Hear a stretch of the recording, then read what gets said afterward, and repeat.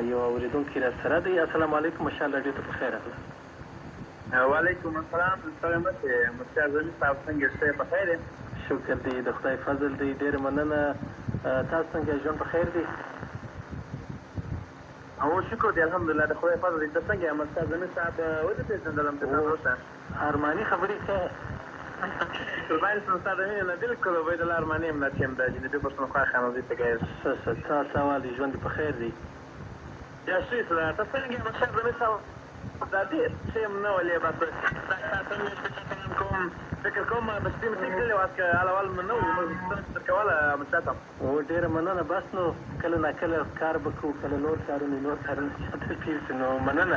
ښه څه روان ستاسو په سیمه کې تازه حال سره شریک؟ بلکل قربان اوسم، الله مو راته ژوندي لره.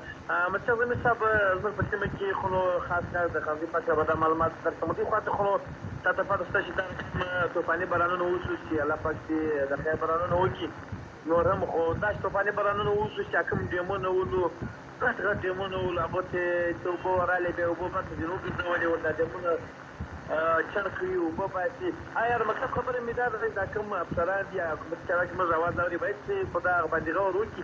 دا کوم خلکو دا ډیمونه که چېرې اوبه یې ورایله کړې ولی تقریبا پر ډېرو کړو باندې دا ډیمونه جوړ شوي دي. د دغه ډیمو څخه به تقریبا 10 کاله 15 کاله به خلکو آمدن جناح د عوام دا کومې اوبه دې منډې کړي دي په دې وجه چې دا ډیمونه ناکامه دي چې وکیل کې استعمال شوي دي. ټیکدارانو د لمبري کې کړي دي ډېر ډیمونه تقریبا 2-3 ډیمه دې خوا ته پتاو وشول. په برسور کې هغه د درګۍ ډیم پتاو شو، په مسلم باغ کې ډیم پتاو شو، کلاسیفلا کې پتاو شو.